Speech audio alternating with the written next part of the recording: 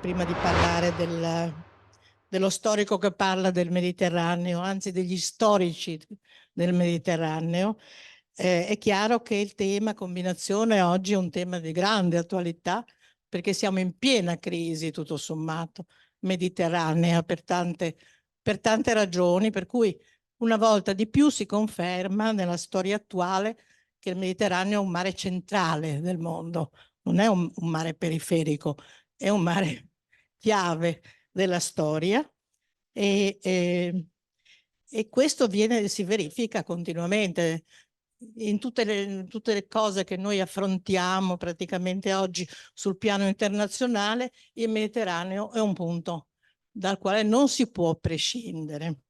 Questo è sempre stato, però, non è solamente di questi tempi, perché noi siamo abituati a vederlo in una chiave europea, direi, nel senso che è il nostro mare in qualche modo, però in realtà è un mare, come si legge nelle storie di altri paesi, di altre realtà, è un mare comunque chiave anche per gli altri, cioè non solamente per noi, perché rappresenta in qualche modo la fine di un'area geografica importante. Il Mediterraneo è un mare aperto, non è un mare chiuso. Lo è per ragioni proprio di posizione geografica, per cui in realtà quando si leggono le storie e anche le definizioni del passato, molto molto indietro nel tempo, si legge appunto c'è un mare maggiore e un mare minore, cioè in realtà tutto si tiene. Il Mediterraneo è la chiave di apertura del mondo, non è un mondo a sé chiuso, importantissimo, di cui parleremo, si parlerà, eccetera, ma è una realtà polivalente, lo è per tutti, non solo per noi. Oggi lo vediamo continuamente con la presenza, appunto, a parte le questioni di guerra, ma insomma con la presenza degli altri che vengono nel Mediterraneo, che è la cosa più interessante, come il Medioevo diverso ci insegna, alla fine noi dobbiamo tenere conto non di chi siamo noi nello specifico, ma perché gli altri ci cercano. Noi dobbiamo anche essere in contatto con gli altri e mantenere viva questa relazione, perché siamo dentro una realtà aperta, non una realtà chiusa. Allora pensiamo che il Mediterraneo è un incrocio, un intreccio di culture diversissime che provengono, diciamo, dalle aree vicine, ma in realtà è anche un mare aperto, nel senso che tutte queste cose si muovono, le persone, le cose, gli oggetti, le merci, tutte queste cose sono continuamente in movimento. Quindi farne la storia comunque non è fare la storia di un mondo a sé, ma è fare la storia di una realtà difficilmente percepibile in tutte le sue caratteristiche. Questo non tutti l'hanno capito, devo dire, quelli che l'hanno studiato, però nell'antichità stessa e poi successivamente si ha questa percezione precisa di un mondo che noi tentiamo di limitare in qualche modo, diciamo, di cogliere nei suoi vari aspetti, ma è un mondo continuamente in mutamento, perché appunto non è semplicemente un'area specifica, ma è un punto di incrocio di tante realtà, soprattutto appunto la percezione che noi ne abbiamo è di una chiave di lettura del mondo. Ed è questo, credo, che ha portato diversi storici a occuparsi di questo mondo, che in realtà è un mondo complesso. L'hanno fatto nell'antichità perché gli storici antichi anche si sono occupati di questo, non solamente limitandosi a quelle che erano il proprio mondo, ma vedendolo sempre in proiezione, in relazione a qualcosa di altro. Quindi noi siamo solo una parte di questa realtà, però ne abbiamo fatto un grande tesoro in realtà, perché poi di fatto la storiografia che si è occupata del Mediterraneo l'ha letto da diversi punti di vista, cioè il Mediterraneo è talmente ricco di suggestioni, al di là del fatto che uno si occupa di un problema o dell'altro problema, è proprio ricco per la sostanza che c'è dentro questo discorso. Quindi gli storici che si sono cimentati, diciamo, in questa impresa sono stati, hanno affrontato una sfida grossissima, perché ti scappa da tutte le parti. Tu il Mediterraneo non lo riesci mai a chiappare nella sua realtà totale, perché è pieno di, di suggestioni di tipo diverso. Ora, naturalmente, ogni epoca suggerisce delle conoscenze diverse, ogni storico ha diciamo, degli interessi diversi o anche una formazione diversa. Oggi qui abbiamo uno storico importante dal punto di vista della formazione, molto legato alla storia. Lui è spagnolo sostanzialmente, però molto legato alla storia e alla realtà genovese, perché quando era un giovane ragazzo eravamo tutti giovani, poi alla fine Genova era diventata una sorta di secondo punto della sua vita, come per noi genovesi la Spagna è un secondo punto della nostra vita. E quindi diciamo nel crescere nel formare la propria personalità, che non è formata e basata solamente sul Mediterraneo, quella di José Enrique Luis Domènech, è fondata su un'idea di medioevo molto generale, particolare, non solamente mediterraneo, però il Mediterraneo è entrato anche tramite Genova, in qualche modo, anche tramite Genova, e gli ha suggerito forse anche una lettura, diciamo, di questa realtà, che da Genova si fa in modo abbastanza, voglio dire, facile nella complessità, proprio per la complessità che questa storia ha dentro. E difatti recentemente, proprio i giorni scorsi, è uscita la traduzione italiana di questo libro che Ruiz Domènech ha scritto sul Mediterraneo, uno degli ultimi, dei pochi libri che si fanno sul Mediterraneo nella lunga durata, è uscito per Il sogno di Ulisse, che lui ci spiegherà che cosa vuol dire poi sostanzialmente, perché io non so che cosa dirà, ma insomma diciamo che è il Mediterraneo è il mondo della curiosità e Ulisse è l'uomo della curiosità. Questo è il Mediterraneo, cioè quando io dico un mare aperto, dico è un mare che ti spinge ad andare oltre, non ti tiene, ti continua a mandare oltre e ti apre continuamente delle possibilità. Non mi dilungo troppo per non togliere spazio a lui. Credo che sarà bene esaminare con lui appunto diverse prospettive di lettura generale del Mediterraneo per capire quanto forte possa essere la suggestione di questo mare. Tutte le volte che vedo i politici che vengono adesso a girare appunto per le questioni di guerra, eccetera, mi domando che cosa sanno in realtà di questo mare, quali sono le caratteristiche profonde di questa storia. Non è così facile conoscerlo, anche interpretarlo, quindi una interpretazione o più interpretazioni come in questo caso possono essere, teoricamente sarebbero utili anche ai politici se ne volessero approfittare. Cioè in realtà tu questo mare lo puoi vedere in epoche diverse, in momenti diversi, con gli occhi diversi e sempre ti dice qualcosa di nuovo e di differente. Quindi sentiamo che cosa ci dice l'ultimo autore di un libro sul Mediterraneo di grande importanza, legato appunto il sottotitolo è Storia umana del Mediterraneo, dalla guerra di Troia all'emergenza degli sbarchi.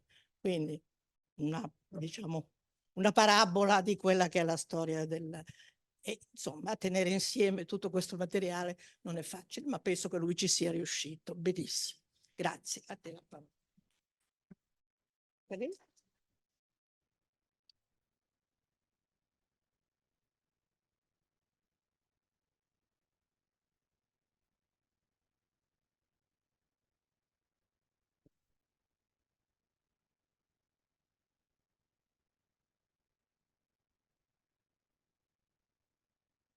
Eccole, ora sì. Grazie ai membri dell'Accademia, sono Bicest, per l'invito. grazie all'amica Gabriela Iraldi, professoressa Iraldi, che ha seguito davvero questo percorso mio sull'analisi del Mediterraneo, che ha finito, come tutte cose nella vita, con questo libro. Io, quando mi ha detto di parlare nella sede dell'Accademia, ho pensato in un argomento pirandiano, no? Trasfigurato nel Giudice Pirandello, ha detto, cercare 6 autori, 6 storici che cercano a un autore, che cercano, e l'autore in questo caso è soltanto un soggetto storico dell'importanza del mare Mediterraneo. Perché 6? Beh, 6 perché sono 6, però sono scomodo, perché non lo so se io sono il padre, la madre, l'hijastro, l'hijo, il niño, il bambino, la bambina, non lo so.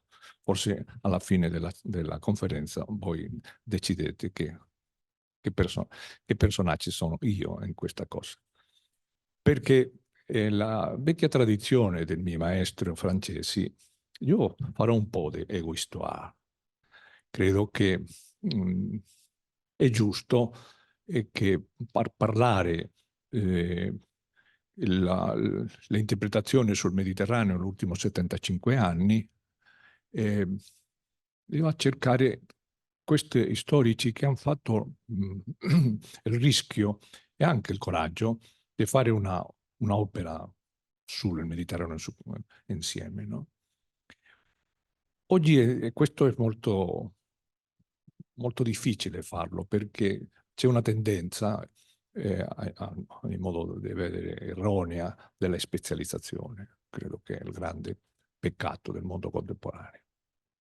Perché i maestri non l'avevano per questa idea, perché noi facciamo una cosa diversa ai maestri, una cosa strana, finalmente, perché i maestri mancano sempre la guida a seguire, no? E la ragione di questo personaggio che io presento, io stesso, di questo 6, è che hanno scritto un libro sul Mediterraneo. Un grande libro che forse molto è grande nel senso dell'estensione e molte volte grande nel senso della profondità e poi del messaggio. Grazie. Soltanto hai uno che lo dirà in suo momento, che lo ha fatto nascosto, che ha fatto un libro senza scrivere il libro. Questo è una cosa molto mediterranea, peraltro, c'è un po' della pirateria mediterranea, questo fare qualcuna cosa che non lo visibilizza. Però in questo senso avevo ragione la professoressa Iraldi che l'argomento degli storici in questi 75 anni, dopo la finale della seconda guerra mondiale, finale reale che è nel biennio 48-49, gli storici di questa epoca hanno avuto l'intenzione di fare una sfida a tutto l'interprete del Mediterraneo, cominciando per primo luogo i poeti. Parlare del Mediterraneo e parlare di Omero, questo è ovvio, però también parlare, non lo so, dei Leopardi, di Averemo, che sono personaggi nascosti nella poesia, che parlano del Mediterraneo. Tutti i grandi momenti della storia, i poeti hanno fatto Virgilio, Dante, no? Il Tasso, hanno parlato della struttura del Mediterraneo, della sensazione del Mediterraneo. Poi també anche lo hanno fatto gli storici classici. Il Mediterraneo come un confronto permanente. Questa è l'idea di Polibio, per esempio, anche di Procopio, per dirle ai grandi storici, uno del primo momento della creazione dell'impero romano, uno del fine di questo momento, è il momento della divisione tra Occidente e Oriente. anche i pittori hanno fatto una rappresentazione permanente del Mediterraneo. Però io sono convinto che in quello 75 anni, 1948-49, fino ad oggi, gli storici avevano una presenza importante nella interpretazione del Mediterraneo, che, paradossa del nostro sistema vitale attuale, non si prende troppo da serio il ruolo della storia e degli storici e la prendere di decisione su che cosa è questo mare. Ricordo quando è uscita la versione iniziale, che è una versione in spagnolo e in catalano, perché io vengo di una zona della Spagna bilingue, io parlo e scrivo in ambedue lingue, in spagnolo e in catalano, e la prima edizione di questo libro era in spagnolo e in catalano lo stesso, per motivi dell'accettazione del bilinguismo, si accetta o non si accetta, io lo accetto. Un personaggio che non voglio dire il nome, perché come sono cervantino, i nomi che non mi interessano dimentico velocemente, diceva no, il problema del mondo attuale non è il Mediterraneo, sino che è Centro Europa. Bene, questo mismo personaggio, fa 15 giorni, diceva il problema centrale del mondo è il Mediterraneo. Beh, questo si aveva visto che è un politico, perché la capacità di cambiare in un anno, di dire che no, il Mediterraneo non era niente importante, a dire che era al centro, e per il successo che in quel momento passa nel Mediterraneo. E nel Mediterraneo, perché il Mediterraneo è così una entità straordinariamente complessa in se stesso. Ora, come farlo? Beh, allora credo che bisogna aprire, no, il telone e cominciare a chiamare a questi protagonisti. Logicamente il primo è Fernand Braudel, non solo perché è il primo che lo ha fatto in questa cronologia, sino perché è il primo che ha fatto con coscienza di che il Mediterraneo bisognava una spiegazione differente di una questione che era molto preoccupata per Braudel, che è la chiave di una scuola, di un team di storici francesi, e non soltanto francesi, che è l'idea della durée, della durazione. La durée che poi, dopo la scrittura di questo libro sul Mediterraneo, Braudel ha fatto un piccolo articolo nella sua rivista, Les Annales, la rivista sua, dell'equipe, del suo team, no? Dove era scrittore e direttore. Questo è un sistema molto francese della creazione della scuola. E in questa rivista ha scritto un piccolo articolo per ridimensionare il concetto della durée, che ha avuto un scandalo straordinario, che parlava della longue durée, no? La larga durazione, la longue durée. 53. Un momento nel che la storia aveva cambiato, perché non so se era affettato per la morte di Prokofiev o di Stalin, ma è morto nello stesso giorno. Io penso che di Prokofiev, perché era uno più intelligente, no? Però diciamo le cose su punto. Perché le due sono successe allo stesso tempo, allo stesso giorno, uno con fiori, altro senza fiori, per il problema che già sa chi non portava fiori alla tumba di chi. Questo momento importante nella storia europea, Braudel ha fatto una riflessione su se stesso. È il primo che ha questa tradizione della Euro-Histoire francese, che poi è andato via con grande autore. Perché? Perché se la preoccupazione era la Touré, la questione centrale è che cronologia aveva la Touré. Questo l'ha dimensionato nel libro, perché è un libro paradossico, molto paradosso. Si chiama Il Mediterraneo e il mondo mediterraneo nell'epoca di Filippo II. De Filippo II parla poco. Pertanto è un libro che aveva un titolo paradossale, no? Perché anche perché dicono la storia di corta durata non mi interessa. Allora perché le dice il libro Felipe II? Ma dico, perché il maestro se l'aveva detto, il maestro Lucien Febvre era molto preoccupato per vedere se effettivamente l'impero asburgico spagnolo era o no un impero mediterraneo. Prodel ha detto, bene, per capire questo bisogna capire la durée del Mediterraneo, che comincia per riconsiderare a fondo la durée economica, la durée della organizzazione territoriale, la idea stessa di lo che era il mare e l'idea della terra di questo mare. Brodel ha fatto una distrutto praticamente tutta la tradizione geografica della zona lionesa della Università di Lyon francese e ha fatto un'altra dimensione che è il concetto geografico.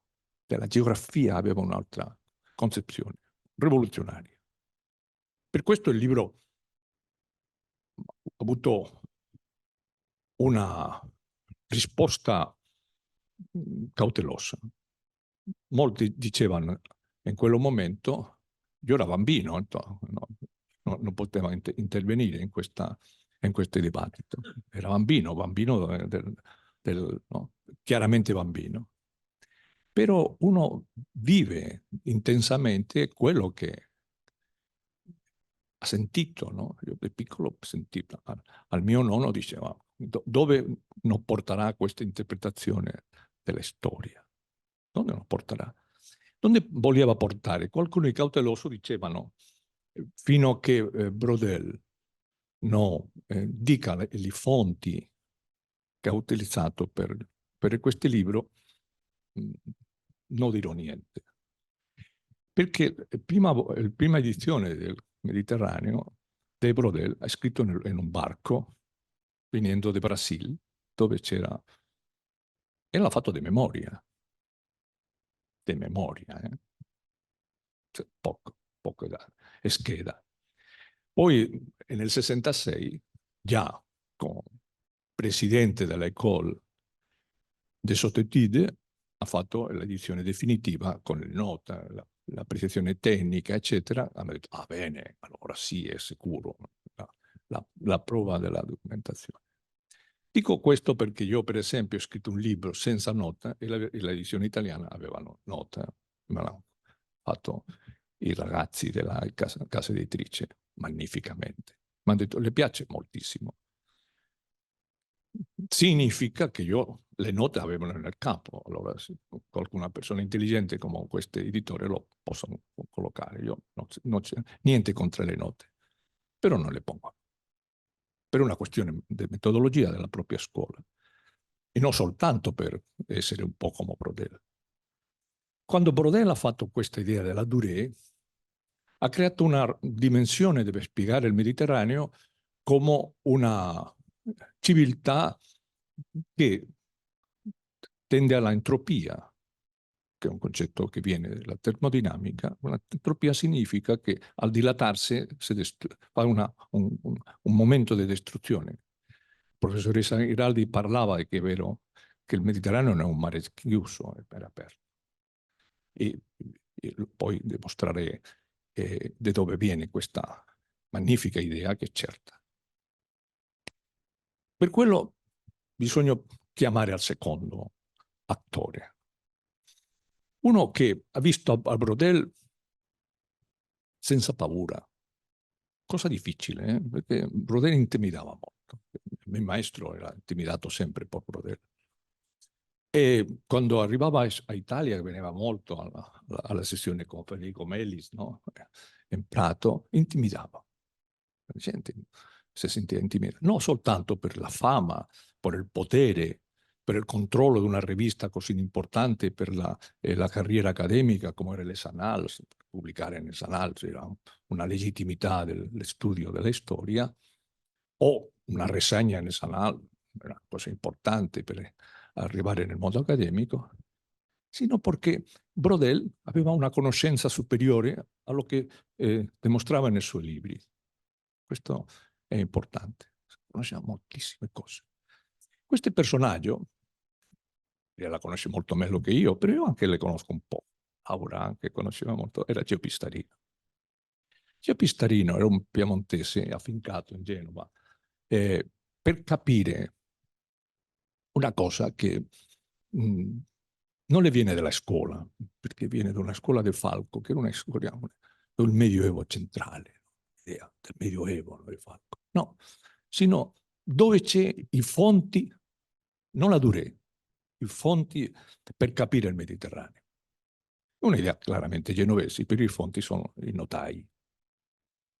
Soltanto perché prima il notaio è genovese che scriva di mercato. Non soltanto perché la struttura, no, di legittimità della realtà economica del Mediterraneo riposa nelle notaie, sino che abbiamo pensato con molto criterio, Pistarino, che la chiave era la ricerca di questa fonte.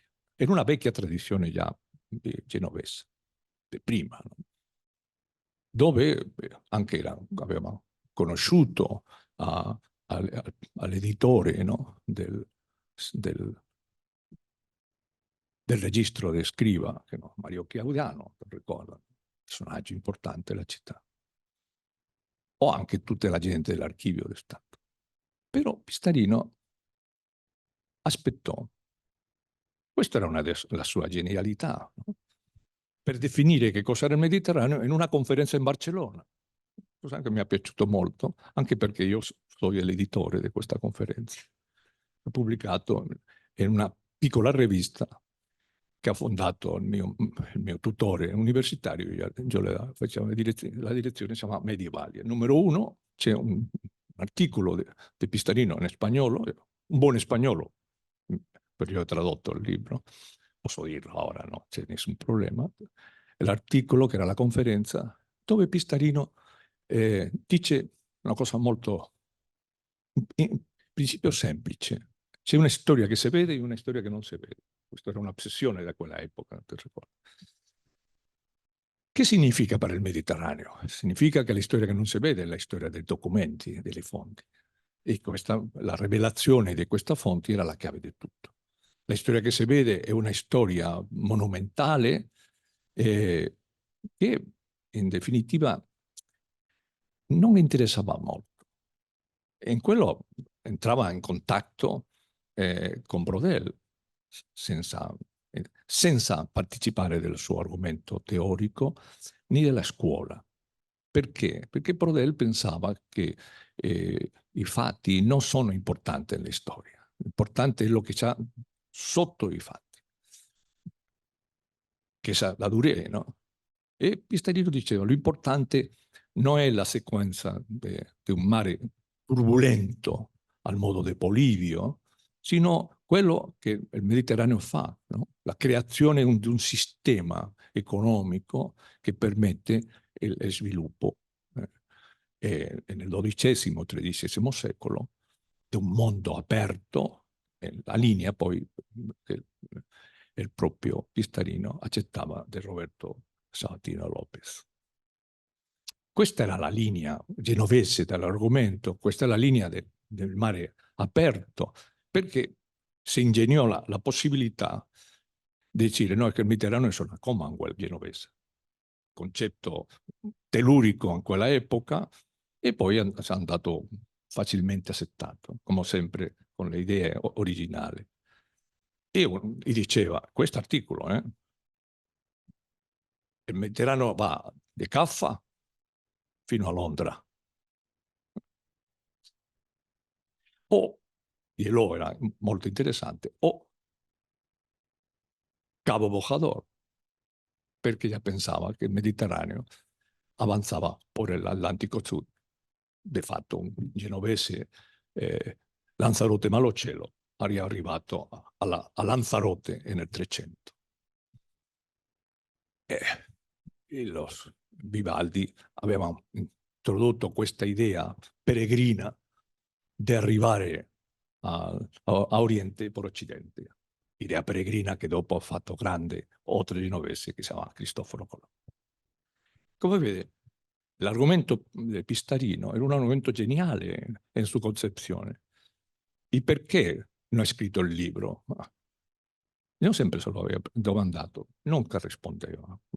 Le cose impertinenti mai rispondeva. Però tutta la sua opera è il libro. E l'argomento che nasconde in questo piccolo articolo è il libro. Perché non lo ha sviluppato? Ma questo è un problema del carattere delle persone. Per questo mi permetto di introdurlo come attore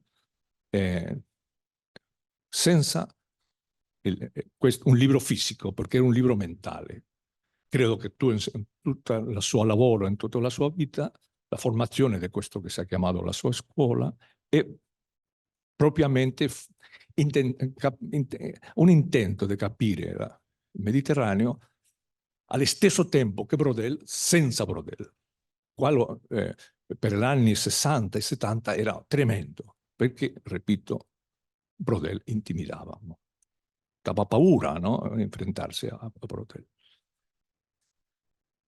Però lo ha fatto, si è aperto a altro linguaggio, si è aperto a altra metodologia dell'analisi, a molte altre cose che in silenzio andava invocando questa dimensione. In parallelo, poi ritornerei, no? Che abbiamo due concetti importanti. La durée, i fonti. La durée, Braudel, la fonte, Pistarino. Il nome degli attori è la capacità concettuale dell'organizzazione del metodo del lavoro. Braudel, la durée, Pistarino, i fonti. Uno può dire, e perché no la durée con i fonti? Ah, perché gli storici è un personaggio umano, non è Dio. E questo quando le domandarono una volta a Lopez, Roberto Sabatino, ma che è la verità? Dice, ma io non lo so, neanche Gesù Cristo lo sapeva. Allora, no, non me domandi come storico povero di me una domanda che non c'è risposta neanche nel figlio di Dio. Questa è l'ironia di Lopez, era incredibile. Lo stesso, perché un storico come Braudel non diventa un storico dell'analisi delle fonti notaiae? O all'inversa, perché un storico della capacità cognitiva che aveva Pistarino non diventa un teorico della durée. Questo è il gran mistero di questi métier che è la storia. È un mistero che intento risolvere al modo del Pirandello in questa sede. Allora, chiamo al terzo personaggio. Predrag Matvejevic. Perché le chiamo? Primo perché ha scritto un grande libro, non molto grosso, però grande libro, che è il Breviario Mediterraneo, conosciuto in molte lingue, in francese, in italiano. È un storico di frontiera. E per quello io avevo sempre simpatia, perché io sono storico di frontiera. Io sono naturale di Granada e si vede chiaramente il mio fisico, la mia tentazione di parlare con la lingua di una cultura che non è la propria, no? Cultura mezzo arabe, bereber, ebraica, anche castigliana. Un personaggio di frontiera. Predrag è una frontiera più conosciuta, che la frontiera dei Balcani, era bosnio-croato. Personaggio di grande livello che descubre. E nel prologo al suo libro, Claudio Magris dice che descubre l'infinito. La metafora dell'infinito, questo libro, lo dice Claudio Magris. Per lo tanto, qualcuna cosa di vero deve perché Claudio Magris è un navigatore, non del mare, sino del Danubio. Però sì che capite bene qual è il motivo di come un uomo di frontiera arriva a questa cosa. Qual è questa idea Petrarca.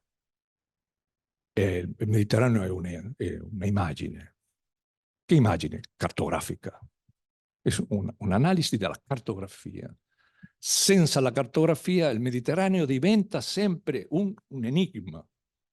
Per quello primero viaggieri greci e ellenistici sono cartografi. Fanno una cartografia strana, perché la gran cartografia è medievale.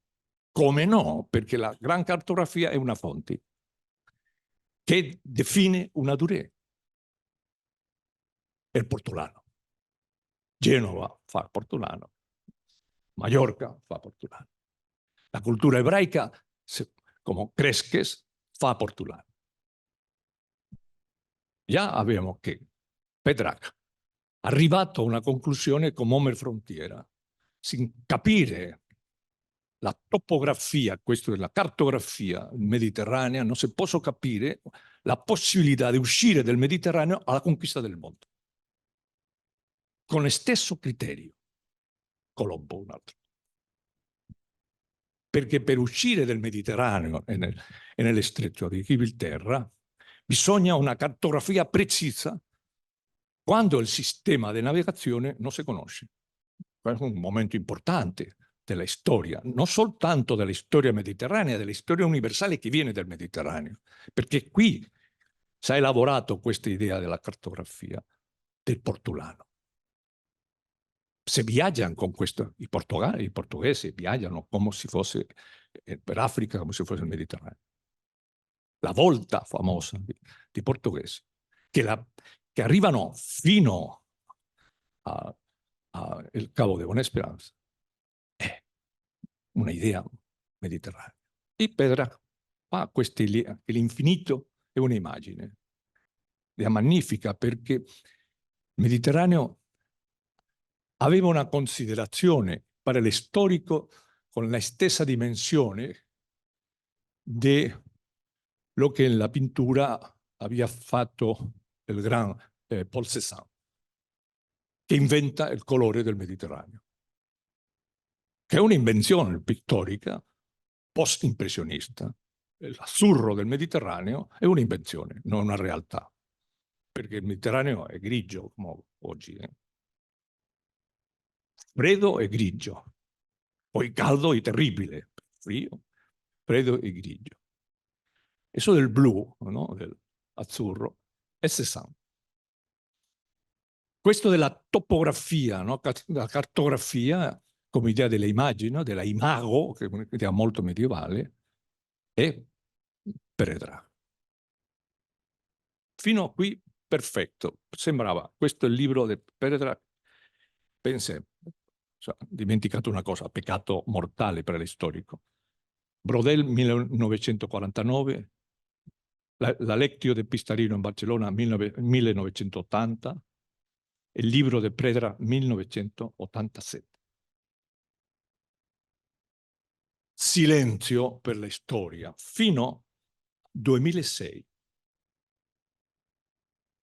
Qualcuno che sepa un po', non molto, la storia tra 1986 e 2007 sa perché c'è questo silenzio.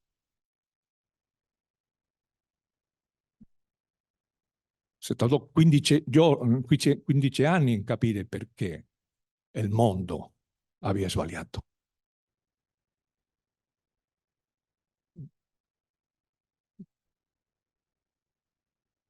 E ai nostri occhi un imperio definitivo entra in crisi in 2 anni. Questa è velocità della storia, 89 e 91, no? Lo sappiamo, no? Fine della storia, diceva Fukuyama. Allora, bisognerebbe entrare di nuovo nel Mediterraneo per capirlo. E non lo fa un storico. Non lo fa uno storico, non lo fa un storico professionale, non un accademico.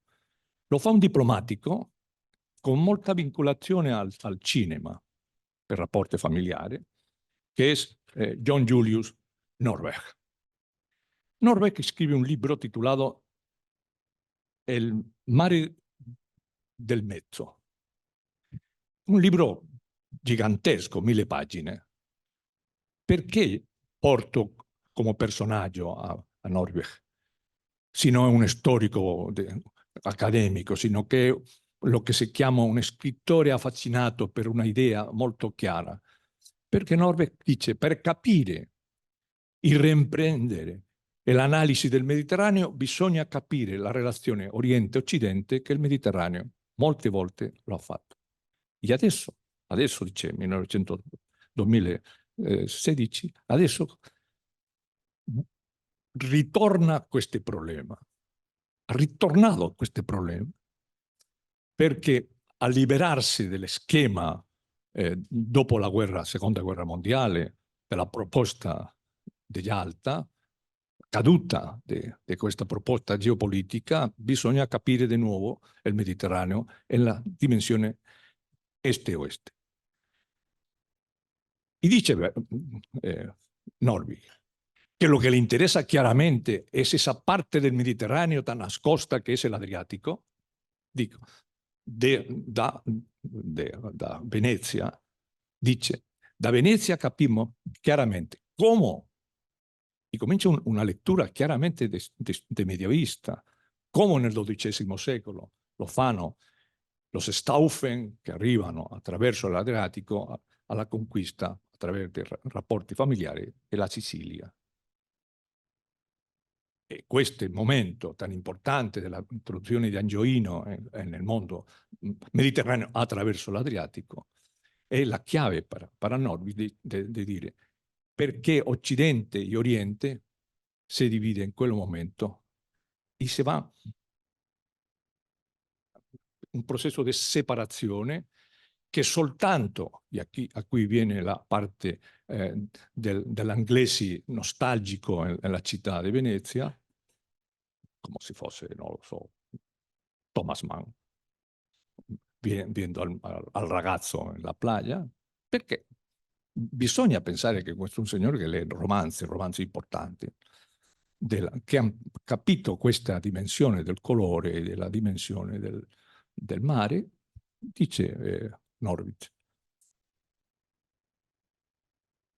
Soltanto l'epoca dorata del Mediterraneo, che è l'epoca dove controlla il Mediterraneo era inglesi, che è sull'Ottocento.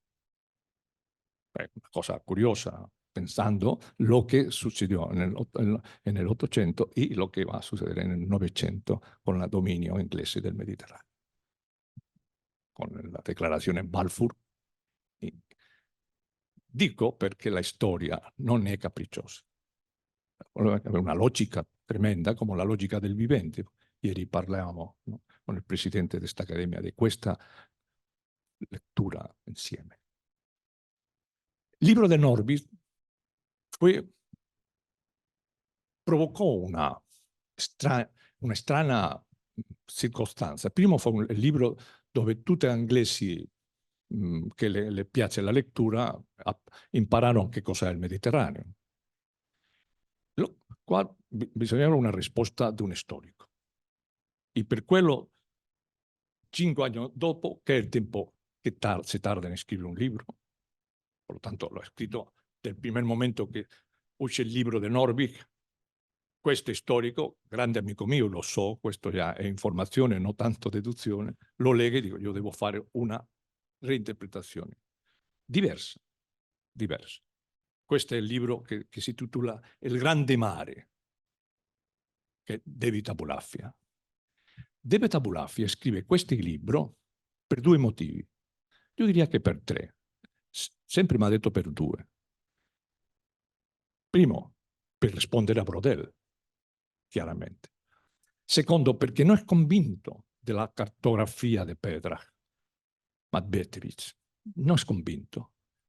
Io diria terzo, perché non le piace la interpretazione di Norvig.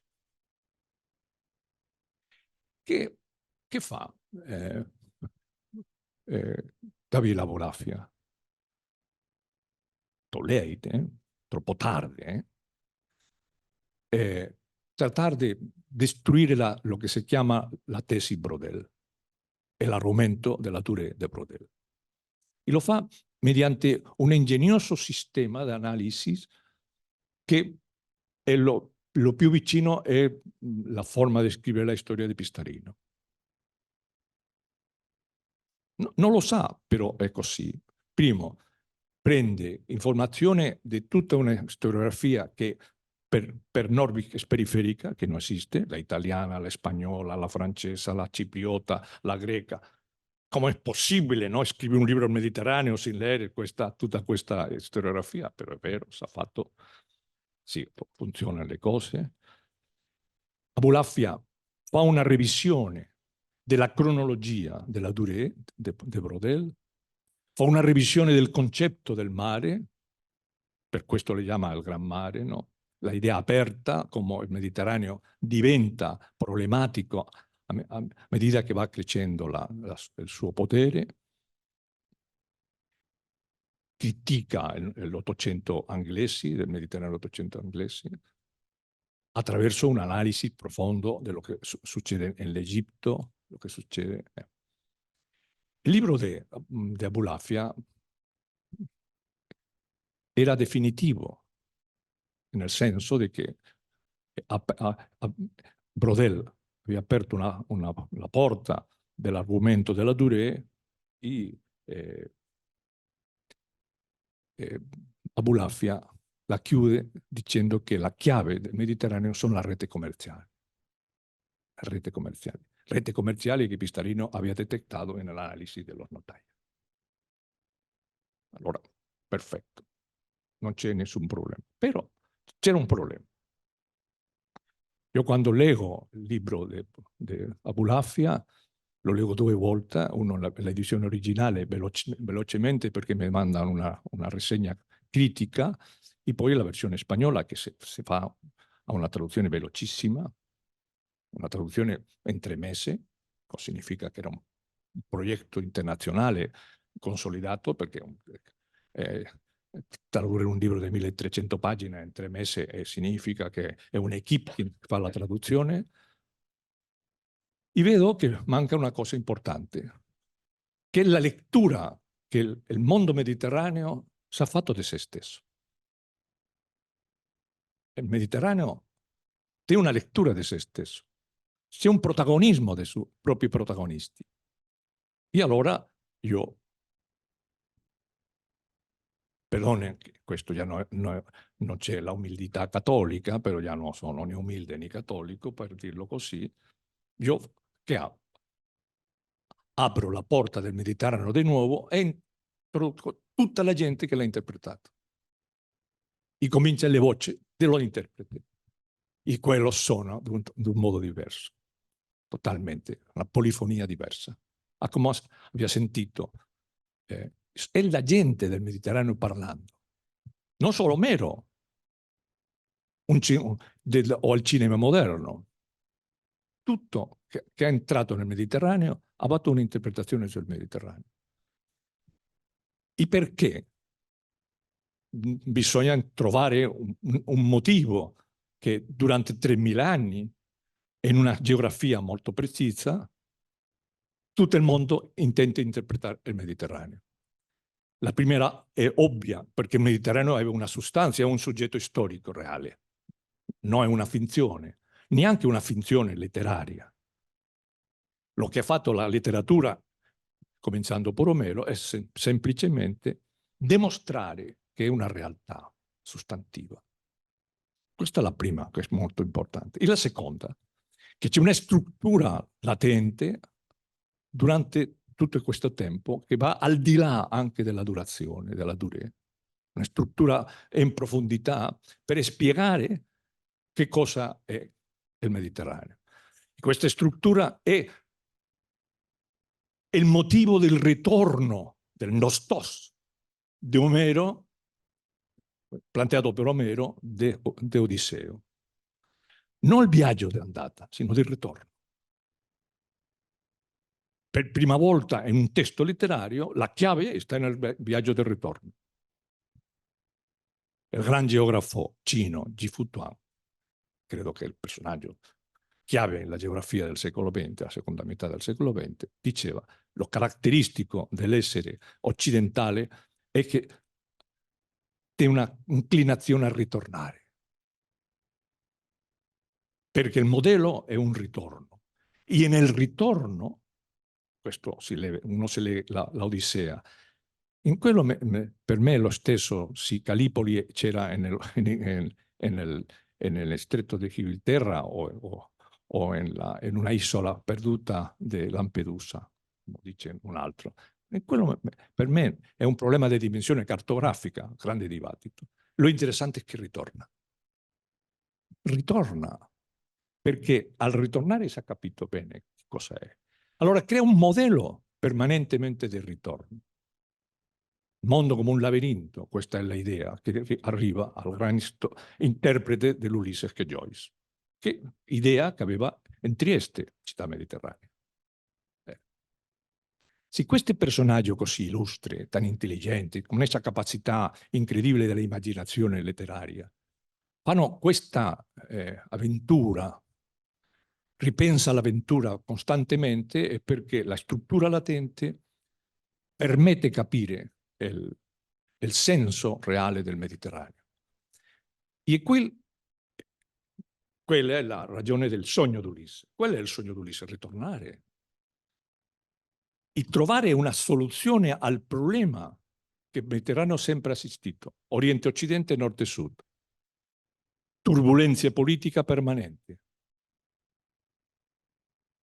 vendetta familiare universale, conflitti inabbordabili, passione per l'impero, tendenza all'odio permanente e all'amore. Roma è amor, diceva Ezra Pound, no? Se fosse poligramma. Tutta questa cosa, questa dimensione incredibile, è quando è un personaggio che io porto della storia e lo introduco nel Mediterraneo, para che parli. Come parlano nel zoco la gente, o le parlano nella piazza pubblica, parlano. Come l'Anna Magnani in Roma, città aperta, parlano. Perché la struttura che dimensiona tutto il problema del Mediterraneo è quella. Su personaggi, la gente. Non è il mare, non è la terra, non è la struttura, è la gente del Mediterraneo. E sulla gente del Mediterraneo riposa il sogno di Ulisse. Grazie.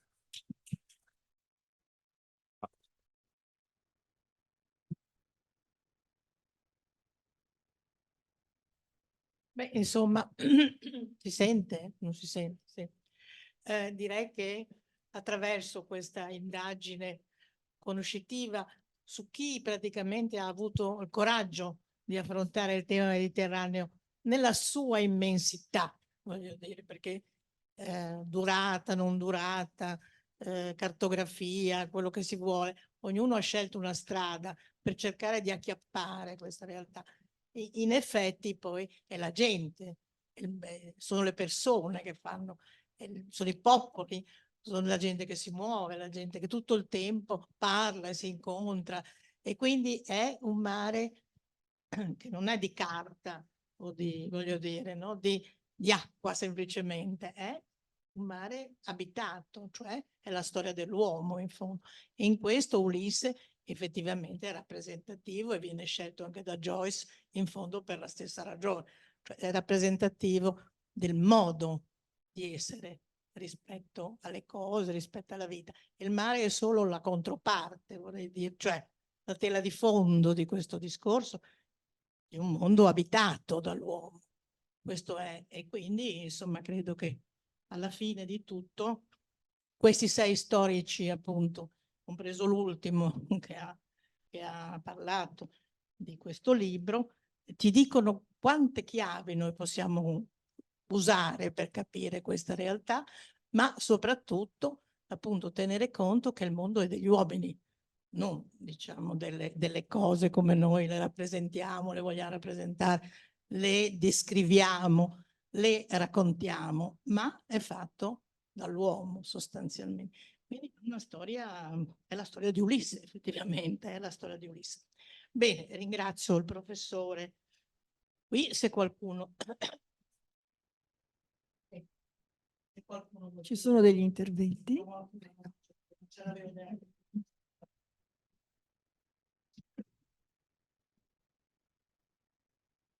Buonasera, non è una domanda da storico, è che mi ha molto affascinato questo ritorno ai nostoi, a Omero, e ricercare questa essenza del Mediterraneo nella volontà del ritorno e nella ricerca del ritorno. Io insegno a scuola, sono sempre meno però un timore, quelli che vogliono tornare. Io vedo tanti ragazzi che partono per andare a fare Erasmus, ho tanti amici che lavorano fuori Italia da moltissimo tempo e non manifestano nessuna volontà di ritornare. Se si perde questa voglia di ritorno, il Mediterraneo che fine fa? Voglio dire una cosa che è un paradosso. Molte della gente che dicono che non ritorna, ritorna. Perché? No, perché se porta con sé la sua cultura, esa cultura che è propria del Mediterraneo, e arriva a un posto dove introduce questa cultura e forma propriamente questo sogno di Ulisse, chiaramente. Posso anche dirlo per ragione personale. Io avevo 9 nipotini americani, figlio della mia figlia, della mia sorella che è andato in America. Tutti sono mediterranei. Perché? Perché si hanno portato in matrice culturale, hanno portato e hanno introdotto dentro di un mondo che è molto difficile per la gente che vive in Texas e in Oregon, immagina, no? In Seattle, no? Immagina. Però si hanno portato questa idea, perché si hanno portato la dimensione chiara di come il ritorno non solamente su un hecho fisico, sino, come diceva il mio maestro, immaginario. La idea dell'immaginario, questo deve essere convinto. E di più, la gente che viene, per questo il barco che io dico, no? Che sale nunca il nome in italiano, le sbarchi, no? In spagnolo diciamo la spatera, no? Le sbarchi portano la illusione di come se fosse un viaggio di ritorno. Per questo la illusione è come se fosse un viaggio di ritorno, perché arrivano a un posto dove si sentono gratificante e il problema è quando il mondo non le va l'accoglienza tensionale che aveva il Mediterraneo, che è un'accoglienza tensionale, non è passiva, neanche positivamente passiva. No, è tensionale, come deve essere, perché è lo proprio del Mediterraneo. Pertanto, quando si sanno che il Mediterraneo l'accetta, è come un viaggio anche del ritorno. Per i ragazzi che tu aveva paura, non preoccuparti, se lo porta, è molto meglio che se porta. L'altro giorno in una conferenza è fatto un scandalo, però un scandalo necessario, perché Adorno una volta ha detto in California che la cultura occidentale va da due grandi Ulisse, dell'Ulisse d'Omero all'Ulisse di Joyce. E io ho detto, non è vero, va dall'Ulisse d'Omero al sogno d'Ulisse di Ruiz Domene. Non è perché io penso che sono Musk e Joyce, è che a me mi interessa il secolo XX, la seconda metà del secolo. Questi 75 anni che Joyce non aveva visto, perché era impossibile, perché il suo libro è del 1922. Non possiamo mai entrare nella nostalgia di che tutto si è fatto e tutto è finito nella decada degli anni 20. Questo è un grande sbaglio pericoloso.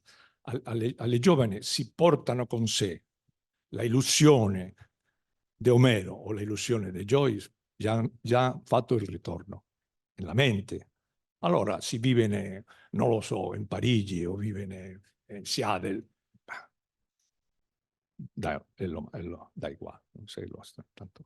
Pensa a questo che è importante, questo come responsabilità tua, no? Tu devi introdurre questa idea di che la struttura fondamentale del mondo mediterraneo è un'interpretazione di se stesso attraverso la cultura letteraria, artistica e anche storica che si è fatta. Questa è la chiave. Questa è la grandezza di questa anche nel cinema, questo cinema nascosto che è permanentemente sul Mediterraneo è bellissimo. Io pongo un esempio, per esempio, nel libro per dimostrare, no, questo della storia che non si vede in omaggio al mio grande maestro e amico Geo Pistarino. La pellicola che meglio define la guerra d'Argel francese dell'anno 60 ti sorprenderà qual è, però non te lo dirò, è il libro.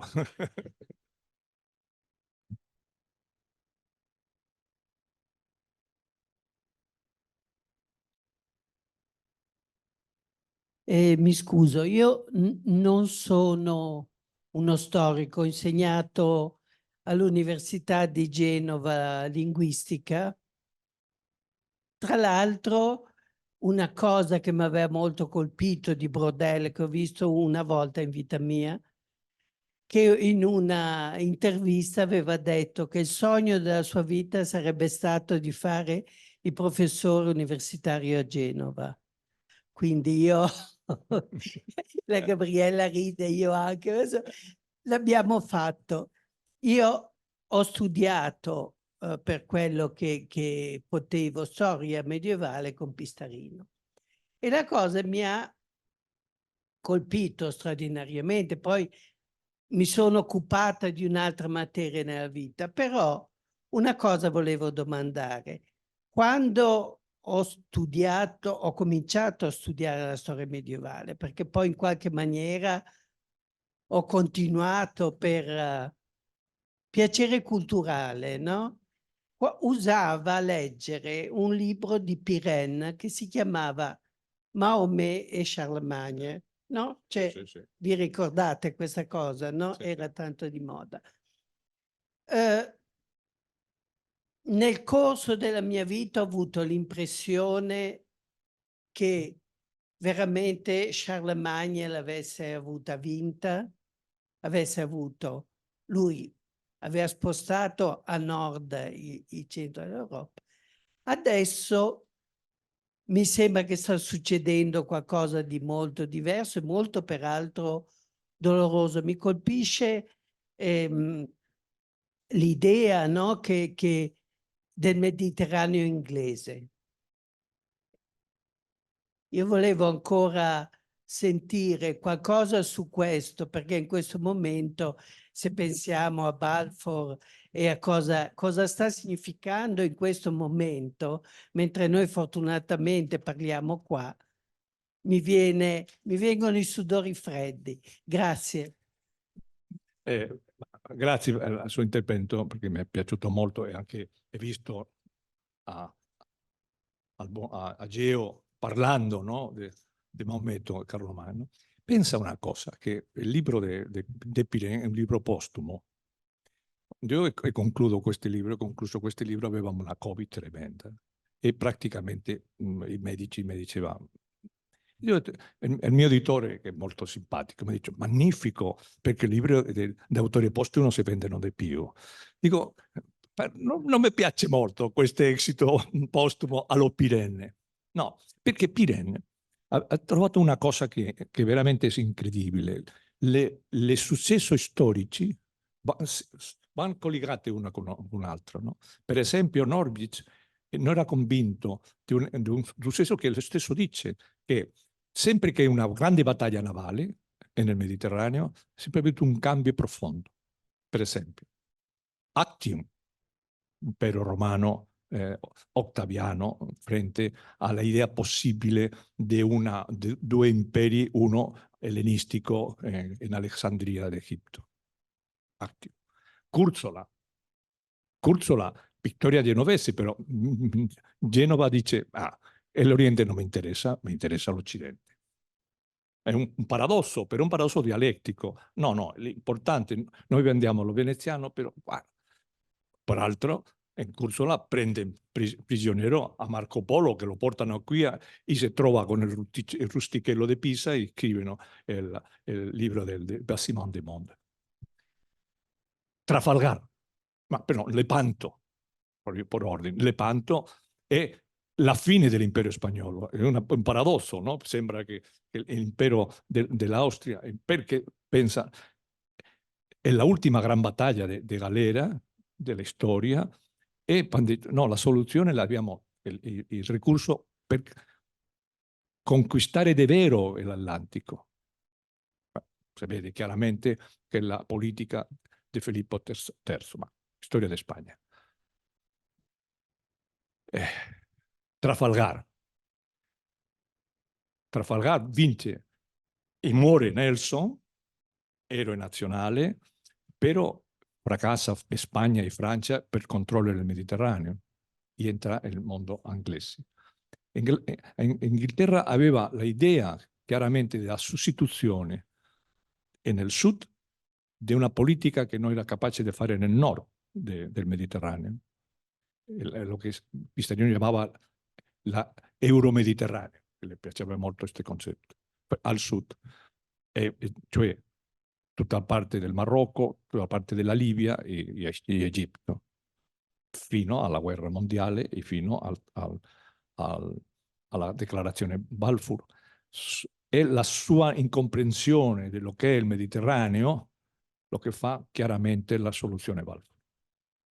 Non è soltanto un gioco politico, è un'ignoranza della storia. Questo è molto importante perché molte volte diciamo qual è il responsabile dello storico? Non aver insistito tanto in lo quale veramente la responsabilità di mostrare qual è la vera storia. E tutti gli storici attuali inglesi, per esempio, pensiamo alla signora Macmillan, che probabilmente è la più intelligente di tutti oggi in lingua inglese, quando parla in questo libro teorico dei giochi pericolosi, no? Parla di che la storia malfatta è terribile anche per Inghilterra. Un errore di interpretazione storica l'ha portato al Brexit. Un errore di interpretazione storica. Immagina. Questo è pericoloso, logicamente. Soluzione: più storia. Soltanto la soluzione è come la malattia. Più medicina e più biologia, logicamente, per la pandemia. Per la pandemia morale e ideologica del nostro mondo, più storia. Se la storia fosse più, non questa storia, il romanzo, tutta questa, no, questo non è storia, questo è un'altra cosa. Allora, la sua paura e la mia diminuiria a una fase assumibile.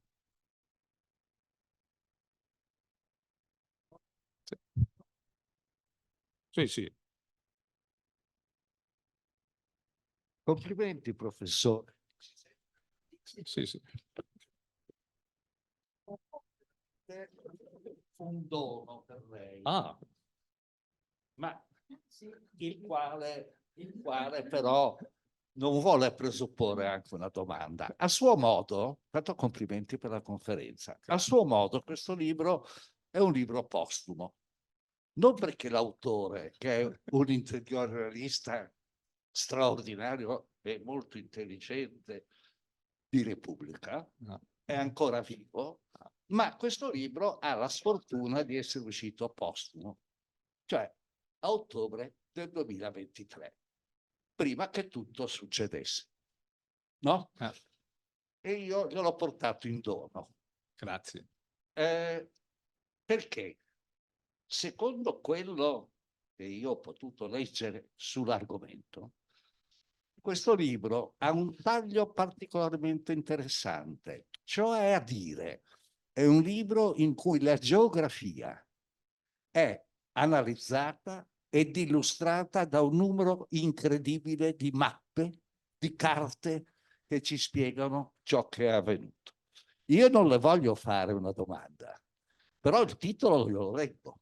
L'autore Maurizio Molinari, Mediterraneo conteso, perché l'Occidente e i suoi rivali ne hanno bisogno. Tante grazie. Grazie.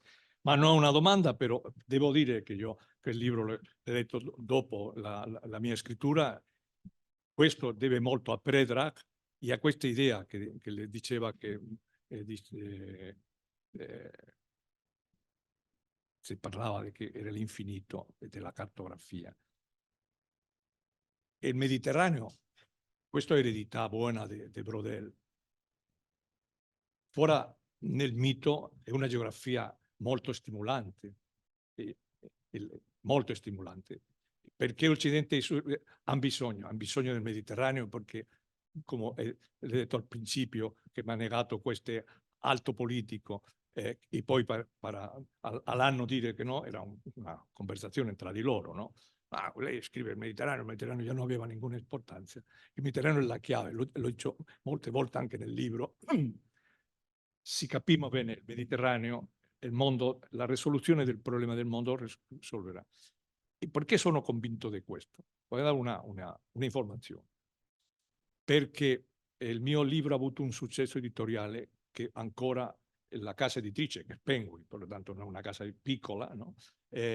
Non riesce a capire che la lotta editoriale di 5 editori cinesi per il libro. Che hanno visto questa 5 editoriali cinesi per il libro, che ha visto Cina in questo libro, per utilizzarlo come modello. Questo mi interessa molto perché io non l'ho visto, però i cinesi sì. Io forse ha visto questo. E il Mediterraneo è il laboratorio perfetto per capire l'evoluzione del secolo XXI, ese orizzonte tan bellissimo per me, che credo che non lo vedrei, del 2050 avanti. Perché siamo nella transizione, questo sappiamo sempre, nelle storie dell'epoca. Nel 2050 tutto cambierà. È in positivo, né tu né io lo vediamo. Forse sì, forse sì. Va bene, forse sì. Citano 2051 qui, lo discutiamo. Volevo fare una domanda, se ho capito bene. E una pregunta là. Oh, chiedo scusa.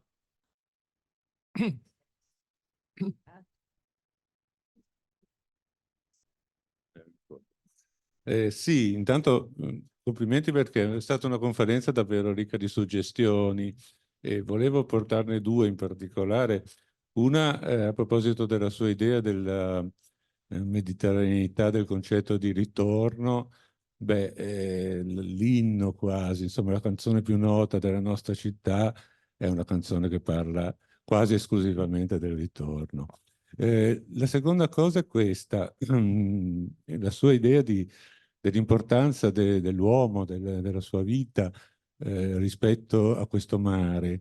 Mi veniva in mente che forse una delle bellezze più grandi del Mediterraneo sta nella ricerca di un equilibrio magico tra uomo e natura. Penso a luoghi come le Cinque Terre o come dall'altra parte Sidi Bou Said o luoghi di questo tipo, un equilibrio appunto tra l'uomo e la natura che è quello che conferisce bellezza ai luoghi, che invece scomparirebbero probabilmente di fronte alla grandiosità di certi paesaggi naturali in altri luoghi, ecco, dove però manca l'opera dell'uomo, appunto. Sono assolutamente d'accordo, perché il Mediterraneo si è fatto con questo dialogo tra l'uomo nel senso antropologico del concetto, l'uomo e la donna, per il linguaggio inclusivo attuale, e la natura. Di fatto anche, per esempio, tutta l'evoluzione, l'umanesimo che cosa è? Petrarca dice, io vado al Mont Ventoux a capire a me, con un testo di Cicerone, perché la cultura animi, per capire la natura che cambia, che è un concetto puramente della storia, che cambia a misura che uno va salendo al monte.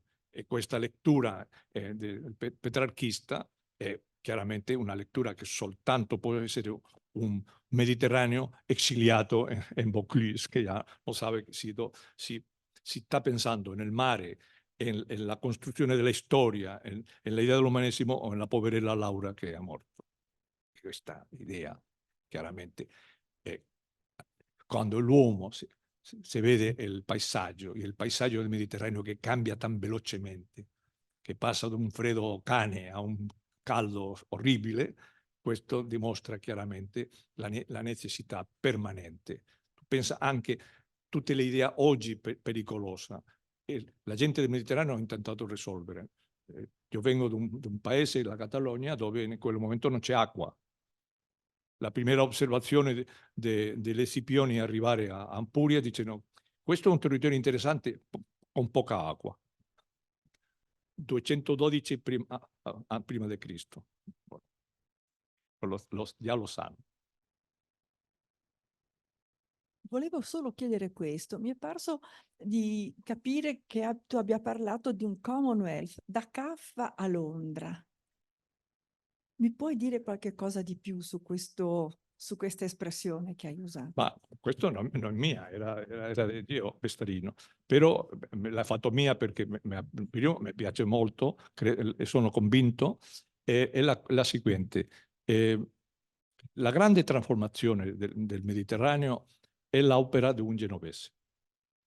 Di un genovese ben conosciuto per un altro genovese, che è Benedetto Zaccaria, che è il grande libro del 33 di Roberto Sabatino Lopez.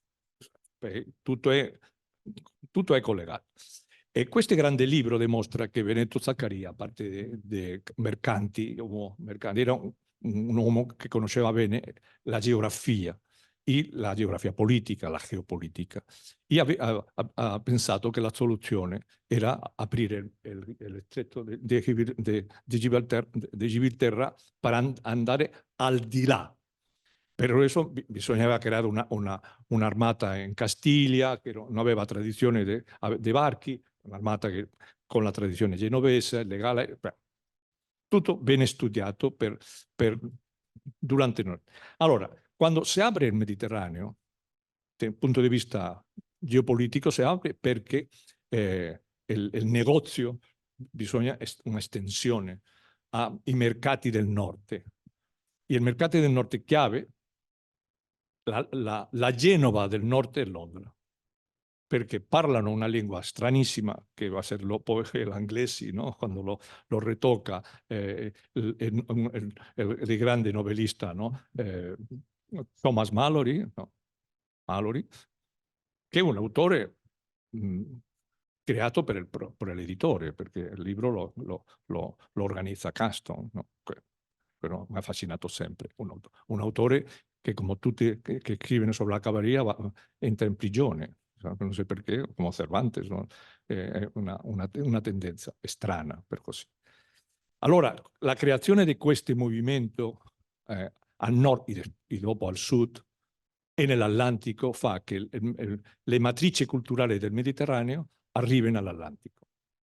E c'è una tradizione mediterranea in Inghilterra, c'è una tradizione mediterranea e la conquista portoghese, lo che è più chiaro, è la tradizione mediterranea e la costruzione dell'America spagnola nel 500. Tutto lo che Spagna fa non è Spagna, nel senso nella Spagna atlantica, nella Spagna all'interno, è la Spagna mediterranea, perché lo fa da Siviglia, che un'altra volta la linea di demarcazione dei genovesi. Questa linea, questa idea di che il Mediterraneo, la cultura mediterranea e la Commonwealth genovese arriva del Mar Nero, che non è il Mediterraneo, no? Che il Mar Nero è nero, e l'Atlantico è una buttata straordinaria di capire che al di là della geografia c'è lo che sta dietro della geografia. Questa è l'idea contra Bruegel. Non è lo che sta dietro la geografia è questa mentalità, diciamo così, questa mentalità che poi Bruegel de vecchio già cominciava a accettare in questo piccolo libro che ha fatto in dialogo con Georges Duby sul Mediterraneo. Questo già comincia, Duby le diceva, no, però c'è tendenza di fondo, di mentalità, questo che le piaceva dell'immaginario. Allora il poverello Bruegel fu abblandandosi un po' così, forse sì, perché è chiaro che le idee, lo che diceva il signore che mi ha domandato, dell'idea del ritorno, è un'idea che si entra nell'immaginario, come l'immaginario del romanzo o di qualche, se vede, l'Ariosto, no? Volta per ritornare, è una cosa tremenda. Lo stesso in Cervantes, no? Il viaggio di Don Quixote è ritornare a sua casa per morire, no? Più simbolico impossibile. Tutto questo è l'idea di che al di là della geografia hai una geografia mentale, una cultura, diciamo oggi, non una cultura, è la cultura germanica applicata a questo concetto, applicato all'idea delle fonti, perché la trasmissione è una trasmissione del diritto, del diritto internazionale, del denaro, no? La Repubblica del denaro, che tante volte si è detto, no, questa è la chiave di tutto. si è fatto una Repubblica del Denaro, per questo i medievisti, formato nella scuola genovese, diciamo apertamente che il capitalismo è un'invenzione medievale, no del 600 olandese.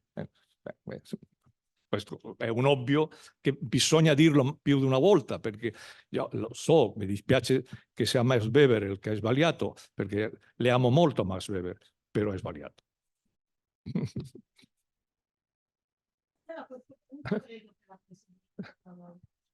Allora, ringrazio molto il professor Domenech perché sono proprio contenta di averlo, di averlo conosciuto, di avere, grazie alla professoressa Airaldi, di avere favorito il suo arrivo a Genova e quindi di avere consentito ai presenti, a chi si è collegato da remoto, di sentire una conferenza, a mio parere, di livello molto, molto elevato.